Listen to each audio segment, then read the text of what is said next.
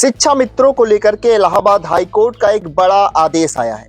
शिक्षा मित्रों को 2 माह में सरकार नियमित करने का फैसला ले, ऐसा इलाहाबाद हाई कोर्ट ने सरकार को आदेश दिया है। नमस्कार, आप देख रहे हैं नाउ और मैं हूं आपके साथ निखिल श्रीवास्तव। शिक्षा मित्रों का नाम अब हमेशा चर्चा में रहता है। दशकों का लंबा संघर्ष, लाठियां, प्रदर्शन और कोर्ट कचहरी के अनगिनत चक्कर, शिक्षा मित्रों का जीवन एक अंतहीन कानूनी और मैदानी लड़ाई बन चुका है। आज एक ऐसी खबर आ रही है जिसने उत्तर प्रदेश के लाखों शिक्षा मित्रों के मन में एक नई उम्मीद की लौ जला दी है। आज सुबह जब आपने अखबार उठाया होगा तो आपकी नजर भी एक प्रमुख हेडलाइन पर जरूर गई होगी। अखबार के पन्नों पर आज प्रमुखता से छपा है कि शिक्षा मित्रों के नियमितीकरण में 2 माह में फैसला ले, हाई कोर्ट का ये कहना है। साथ ही अदालत ने अपर मुख्य सचिव को कड़े निर्देश भी दिए हैं। आज की इस वीडियो में हम इसी खबर का पूरा पोस्टमार्टम करेंगे। हम जानेंगे कि इलाहाबाद हाई कोर्ट ने आखिर क्या आदेश दिया है, वाराणसी के तेज बहादुर मौर्य और उनके 114 साथियों की याचिका में क्या मांगे थी, सरकार ने अपना क्या बचाव रखा और सबसे महत्वपूर्ण बात कि इस फैसले के बाद अब आगे क्या होने वाला है। तो इस वीडियो को बिना स्किप किए अंत तक जरूर देखिएगा, क्योंकि आधी अधूरी जानकारी हमेशा नुकसानदायक होती है। सबसे पहले बात करते हैं आज के न्यूज़पेपर की इस अहम कटिंग की। अखबार की रिपोर्ट के मुताबिक प्रयागराज में इलाहाबाद हाई कोर्ट ने प्राथमिक विद्यालयों के शिक्षा मित्रों के नियमितीकरण और सहायक अध्यापक के समान वेतन वाली याचिका पर एक बेहद स्पष्ट और समयबद्ध निर्देश जारी किया है। यह आदेश माननीय न्यायमूर्ति श्रीमती मंजू रानी चौहान की सिंगल बेंच ने दिया है। यह याचिका वाराणसी में कार्यरत शिक्षा मित्र तेज बहादुर मौर्य और उनके साथ 114 अन्य शिक्षा मित्रों द्वारा दाखिल की गई थी।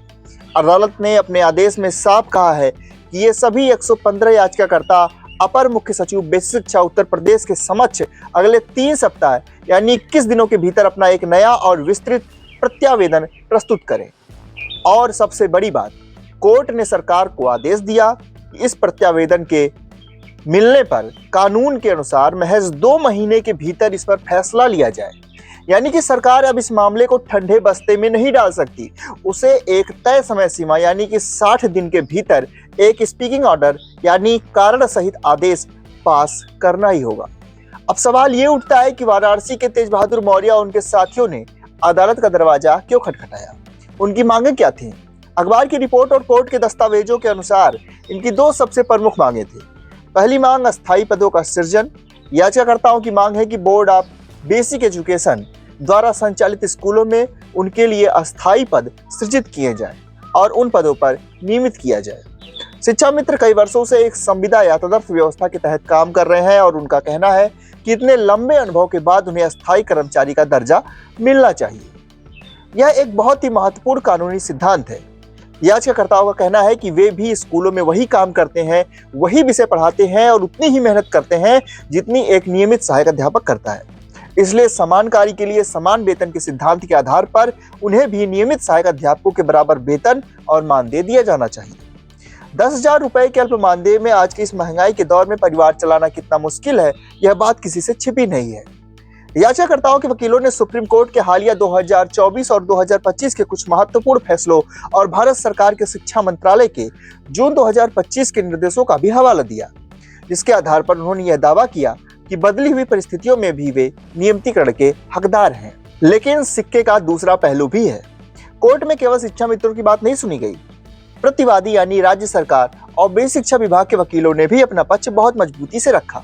प्रतिवादी पक्षों के अधिवक्ताओं ने कोर्ट में दलील दी कि यह मामला इतना सीधा नहीं है। उन्होंने याद दिलाया कि इसी तरह के एक विवाद में जनवरी 2026 में ही इलाहाबाद हाई कोर्ट की एक खंडपीठ ने शिक्षा मित्रों की एक विशेष अपील को खारिज कर दिया था।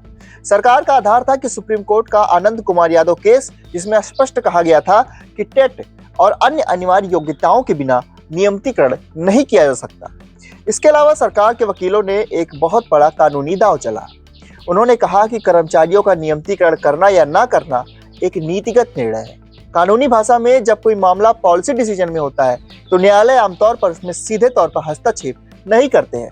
सरकार का कहना था कि कोर्ट सरकार को यह आदेश नहीं दे सकता कि आप इन्हें नियमित ही कर दें, क्योंकि यह शासन की नीति और बजट का हिस्सा है। दोनों पक्षों की इन जोरदार बहसों को सुनने के बाद जस्टिस मंजू रानी चौहान की अदालत ने एक बहुत ही संतुलित और व्यवहारिक रास्ता निकाला। कोर्ट ने सीधे तौर पर नियमितीकरण का आदेश नहीं दिया, क्योंकि जैसा कि सरकार ने कहा कि यह एक नीतिगत मामला है, लेकिन कोर्ट ने शिक्षा मित्रों को खाली हाथ भी नहीं लौटाया। कोर्ट ने कहा कि चूंकि शिक्षा मित्रों के वकील नई परिस्थितियों और सुप्रीम कोर्ट के नए फैसलों का हवाला दे रहे हैं, इसलिए सरकार की जिम्मेदारी बनती है कि वह इन नए तथ्यों के आलोक में शिक्षा मित्रों के मामले पर दोबारा विचार करे। इसलिए यह 3 हफ्ते में प्रत्यावेदन देने और 2 महीने में फैसला लेने का आदेश जारी किया गया है। इसका सीधा सा मतलब है कि अब अपर मुख्य सचिव को शिक्षा मित्रों की फाइल फिर से खोलनी होगी, उन्हें कानूनी सलाह लेनी होगी, शिक्षा मित्रों के नए फैसलों का अध्ययन करना होगा और फिर यह तय करना होगा कि शिक्षा मित्रों के समान कार्य समान वेतन और नियमितीकरण की मांग पर शासन का अंतिम रुख क्या है।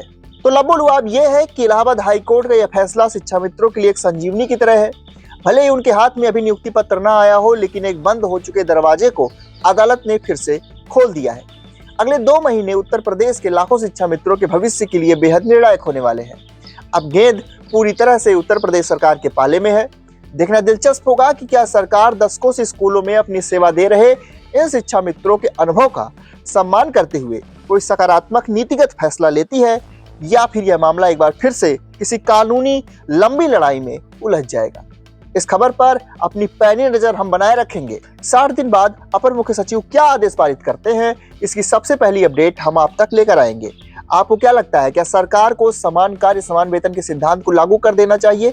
आपकी जो भी राय हो नीचे कमेंट बॉक्स में जरूर लिखें। अगर आपको हमारा यह कानूनी विश्लेषण पसंद आया हो तो इस वीडियो को लाइक करें, अपने सभी साथियों के साथ शेयर करें और ऐसे ही सटीक और विस्तृत अपडेट के लिए हमारे चैनल NS Now को सब्सक्राइब करना ना भूलें। अपना और अपनों का ख्याल रखें। धन्यवाद और जय हिंद।